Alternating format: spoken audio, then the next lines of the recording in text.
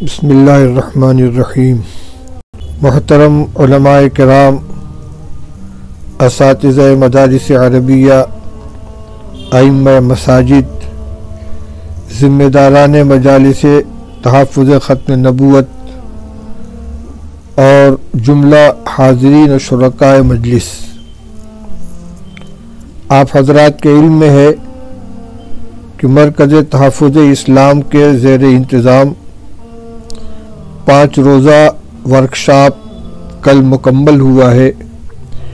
اس تربیتی کیمپ کے اندر خاص طور پر گوہر شاہیت کے فتنے کا تعارف، ان کے ناپاک گندے عقائد کا تذکرہ اور ان کی نقاب کشائی کی گئی تھی۔ باطل فرقے تو بلکہ باطل جماعتیں اور مذاہب بہت سے ہیں، لیکن اسلام کے نام پر گمراہی پھیلانے والے جو مذاہب ہیں، جو فرقے ہیں، جو جماعتیں ہیں، عام طور پر ہندوستان کے اندر قدیم زمانے سے قادیانیت کا فتنہ لوگوں کی نگاہوں میں تھا۔ کچھ دنوں سے اس میں ایک اضافہ شکیل بن حنیف کے فتنے کا ہوا، اور علاقائی طور پر صدیق دیندار، چنبشیشور، فیاض بھیا اور اس طرح کے دوسرے فرقے بھی سامنے آتے رہے۔ اور دیکھا جائے تو بنیادی طور پر ان تمام کی گمراہی کا تعلق یا تو حضرت عیسیٰ علیہ السلام یا حضرت مہدی علیہ السلام کے بارے میں من گھڑت عقائد اور نظریات سے تھا، یا خفیہ طور پر چور دروازے سے دعوی نبوت سے تھا۔ اس لیے ان تمام فتنوں کے لیے تحفظ ختم نبوت کا پلیٹ فارم، اس کی مجلس اور اس کا عنوان اپنے جامعیت کے ساتھ رد کرنے کے لیے اور امت کو ان فتنوں سے بچانے کے لیے کافی تھا۔ لیکن ابھی مولانا ارشد علی صاحب قاسمی زید مجدہم کے تربیتی بیانات کے کچھ حصے جو میں نے سنے تو سن کر رونگٹے کھڑے ہو گئے کہ یا اللہ، اسلام کے نام پر بھی اس قدر گندے عقائد، جس میں اللہ جل شانہ کی توہین، انبیاء علیہ السلام کی توہین، نبی کریم صلی اللہ علیہ وسلم کی حیثیت کو مجروح کرنا، اور اسی طریقے سے نماز جیسی ہم عبادت کے بارے میں گمراہی، یہ اسلام کے نام پر اور اسلام کے پردے کے اندر اس طرح کی گمراہی پھیلانا بھی ممکن ہو سکتا ہے۔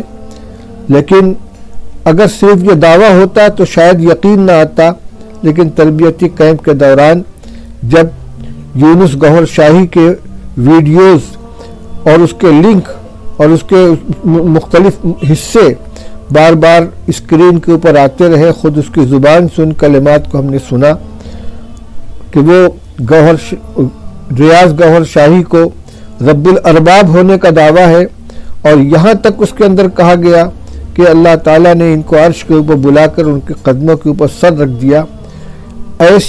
ایسی گندی ذہنیت رکھنے والا، اور یعنی رب الارباب تو ریاض گوہر شاہی ہے، اور اللہ جل شانہ جو کہ رب العالمین ہے، خود ان کا بھی وہ رب ہے، نعوذ باللہ من ذالک۔ اسی طریقے سے آدم علیہ السلام کے بارے میں یہ کہنا کہ وہ دھکے دے کر جنت سے نکالے گئے، یعنی ان کی عصمت اور انبیاء علیہ السلام کی عصمت و پاک دامنی کے اوپر دھبا، اور اس امت کا جو متفقہ عقیدہ ہے انبیاء علیہ السلام کی عصمت کا، اس کا مذاق اڑانا۔ ایسے ہی دیر رات گئے بیان میں نے سنا تو اس میں یہ بھی تھا کہ نماز تو مومنین کے اوپر فرض ہے، ولیوں کے اوپر اور نبیوں کے اوپر نماز فرض نہیں تھی۔ رسول اللہ صلی اللہ علیہ وسلم نے تو صرف امت کو نماز کا عادی بنانے کے لیے نماز پڑھی تھی۔ یہ تو صرف آخر کے چند بیانات کے اقتباسات ہیں جو میں نے سنے، لیکن 5 دن سے ان کی کتابوں سے جو عبارتیں پڑھ کر سنائی گئی ہیں اور ان کے مختلف ویڈیوز دکھلائے گئے ہیں، اس سے نہ جانے کیا کیا گندگیاں اور کیا کیا خرابیاں ہیں جو لوگوں کے اندر آئی ہیں۔ اور حیرت اس بات کے اوپر ہے، جیسا کہ عربی کا مقولہ ہے، لِكُلِّ سَاقِطَةٍ لَاقِطَةٌ، ہر پڑی چیز کو اٹھانے والے مل جاتے ہیں۔ ان عقیدوں کے اوپر ایمان لانے والے یا تو وہ ہوں گے کہ جو عقل سے بالکل پیدل ہیں، اندھے ہیں، اور یا کسی لالچ کی وجہ سے، کسی دنیاوی مفاد کی وجہ سے دانستہ اس طرح کے عقائد کے اندر وہ شامل ہو گئے ہیں۔ یونس گوہر شاہی جب اپنے گندے بیانات کرتا ہے تو واہ واہ کی صدائیں بلند ہوتی ہیں، اور چاہے وہ کتنی بھی تعداد کے اندر ہوں، لیکن اس کی ہمنوائی کرنے والے، اس کی بات کی تائید کرنے والے بہرحال کچھ نہ کچھ موجود ہیں۔ ابھی معلوم ہوا کہ گزشتہ دنوں نیپال میں بہت بڑے پیمانے پر ان کا پروگرام ہونے والا تھا۔ وہاں علماء کرام نے، اور خاص طور سے اس میں دارالعلوم دیوبند کی مجلس تحفظ ختم نبوت کی مساعی سے ان کو روکا گیا، اور ان کے بہت لمبا بہت بڑا پروگرام تھا۔ بڑے پیمانے پر انہوں نے ہوٹل بک کرا رکھے تھے اور دنیا بھر سے ان کے ماننے والے اس میں آ رہے تھے۔ تو میرے بھائیوں بزرگوں، اس وقت میں نے جس طریقے سے شروع میں سب کو خطاب کیا ہے، اساتذہ کرام ہیں، علماء کرام ہیں، ائمہ مساجد ہیں، مجالس تحفظ ختم نبوت کے ذمہ داران ہیں، اور عام ایمان والے مسلمان ہیں، ان سب سے مجھے یہ عرض کرنا ہے کہ دنیا کی بڑی سے بڑی مصیبت جھیلی جا سکتی ہے، لیکن ہماری سب سے قیمتی متاع ہمارا ایمان ہے۔ اگر ایمان ختم ہو گیا اور دنیا سے بغیر ایمان کے ہم رخصت ہو گئے تو یہ ہمارا سب سے بڑا خسارہ ہوگا۔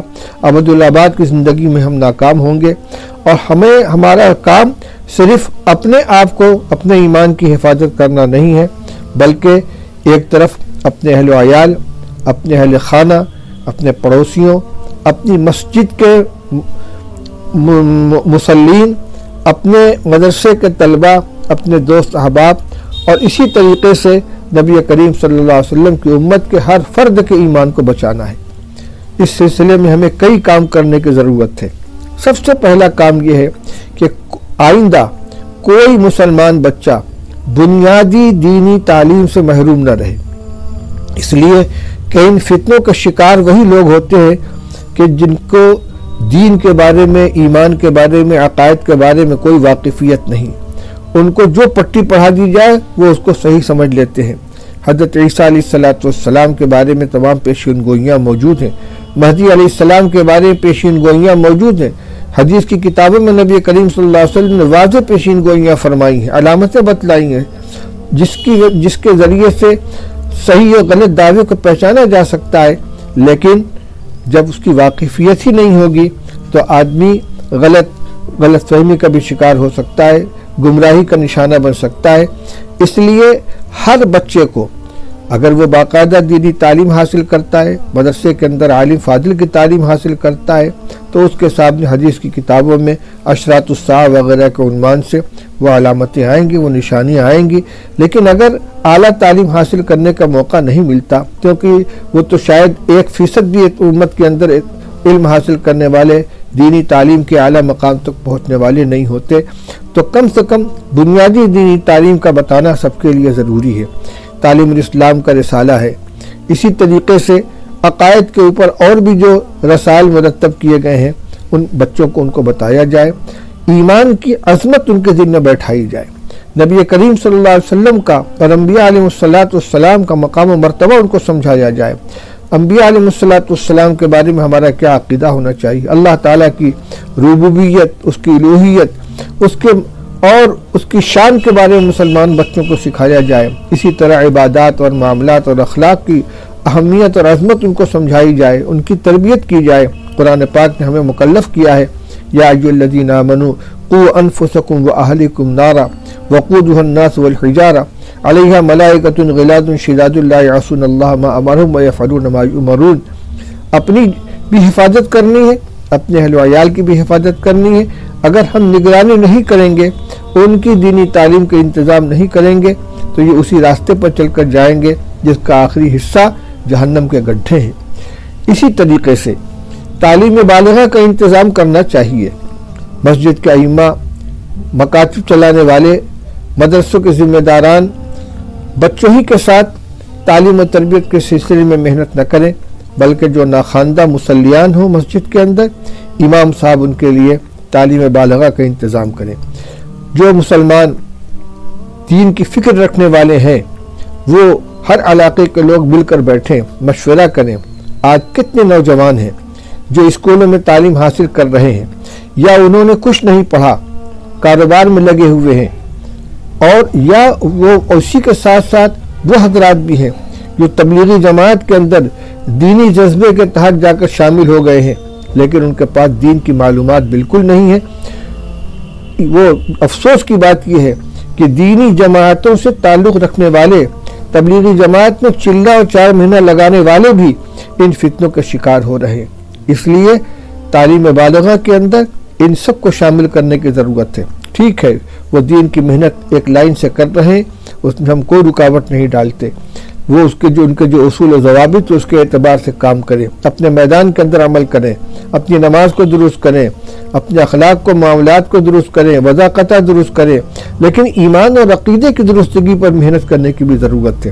کالج اسکول کے طلبہ کے لیے بھی محنت ہونی چاہیے، کاروبار کرنے والے نوجوانوں کے لیے محنت ہونی چاہیے، بڑے بوڑھوں کے اندر بھی جو اس طرح کے لوگ ہوں کہ جو بالکل ناواقف ہیں، ان کے ساتھ محنت کرنی چاہیے۔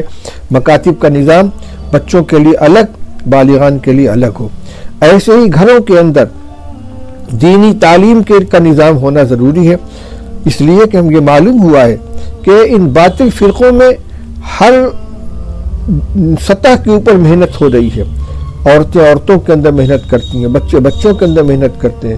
ابھی پڑوس کے ملک سے کچھ لوگ آئے تھے، وہ بتلا رہے تھے کہ ان کے عیسائیوں کی جو محنت ہوتی ہے، تو ابھی وہاں زامبیا وغیرہ کے اندر اور دوسرے ملکوں کے اندر جہاں کالوں کی بستی ہے، غریب لوگ ہیں، تو عیسائیوں کی مشنریاں باقاعدہ وہاں اپنے گروپ بھیجتی ہیں، بالغ لوگ بالغ لوگوں میں، بچے بچوں میں، عورتیں عورتوں میں تبلیغ کرتی ہیں، ان کی امداد کرتی ہیں، اور بڑی تعداد میں لوگ اسلام سے پھر کر غیروں کا شکار ہو رہے ہیں۔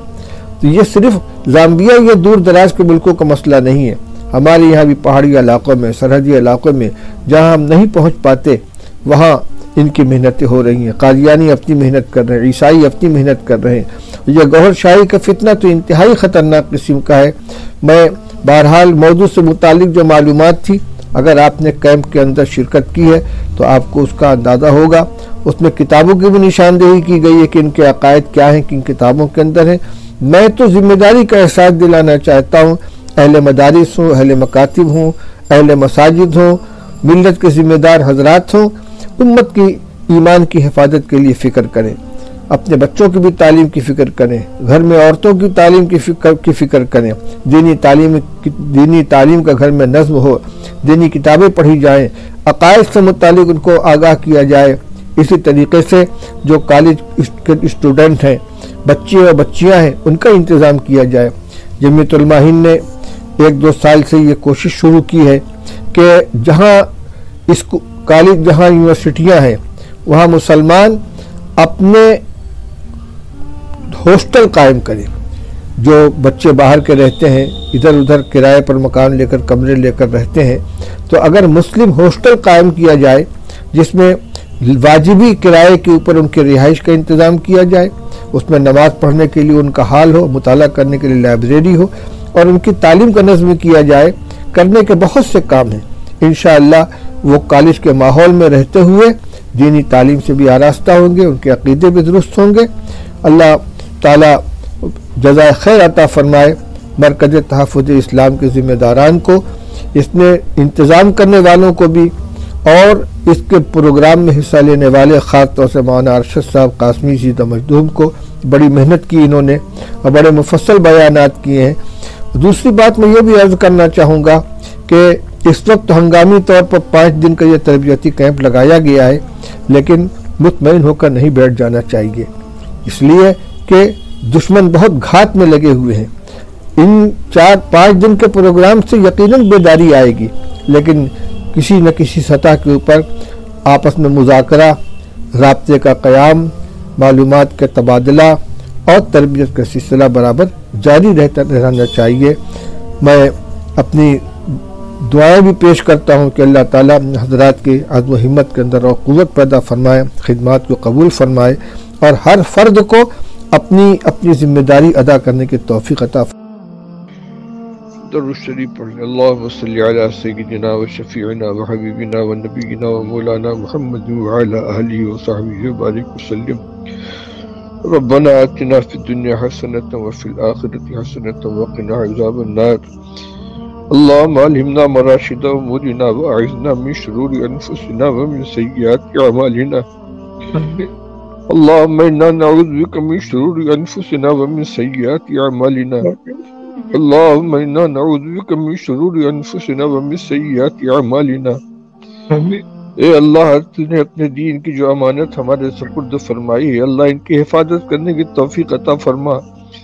اے اللہ، تیرا بھیجا ہوا یہ مبارک دین جس کو ہم تک پہنچانے کے لیے تیرے حبیب صلی اللہ علیہ وسلم نے، صحابہ کرام نے، اکابرین امت نے کتنی کتنی قربانیاں دی ہیں، آج اے اللہ ہماری نگاہوں کے سامنے مٹ رہا ہے، اس پر ڈاکے پڑ رہے ہیں، اللہ اس کے اندر سیندھ لگائی جا رہی ہے، اے اللہ اس کے باوجود ہم غفلت کا شکار ہیں، بیٹھے ہوئے ہیں، اللہ ہمارے جرم کو معاف فرما۔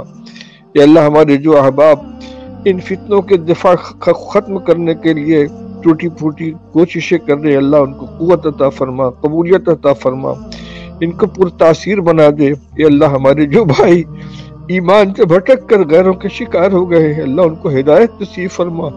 وہ ہمارے بھائی تھے، اے اللہ ان کو بھیڑیے اچک لے گئے، اے اللہ ان کی ایمان کو واپس فرما دے، ان کو ہدایت نصیب فرما، ان کے ایمان کی حفاظت فرما۔ اور جو ہمارے نوجوان اے اللہ دین سے ناواقف ہیں، اللہ ان کے ایمان کی حفاظت فرما، ہم سب کے ایمان کی حفاظت فرما۔ آنے والے فتنوں کے اوپر بند لگا دے، جو فتنے موجود ان کو ختم کرنے کی توفیق عطا فرما۔ ہماری ٹوٹی پھوٹی خدمات کو قبول فرما۔ ہمارے جو نوجوان مرکز تحفظ اسلام اور مجلس تحفظ ختم نبوت کی لائن سے محنت کر رہے ہیں، اللہ اس کو قبول فرما۔ ہمارے جو علماء، جو احباب ان مجالس کے اندر شریک رہے ہیں، جنہوں نے اس میں قربانیاں دی ہیں، محنتیں کی ہیں، اللہ ان کی خدمات کو قبول فرما، ہم سب کے ایمان کے تحفظ کا ذریعہ بنا۔ ربنا آتنا فی الدنیا حسنۃ وفی الآخرۃ حسنۃ وقنا عذاب النار۔ اللہ ہماری کوتاہیوں کو معاف فرما، ہمیں اپنی ذمہ داری کا احساس نصیب فرما، ہمارے نسلوں کی ایمان کی حفاظت فرما، آنے والی جو ہماری اولادیں ہیں اللہ ان کے ایمان کی حفاظت فرما۔ ربنا تقبل منا انک انت السمیع العلیم وتب علینا انک انت التواب الرحیم۔ صلی اللہ تعالی علی خیر خلق محمد وآلہ وصحبہ اجمعین برحمتک یا ارحم الراحمین۔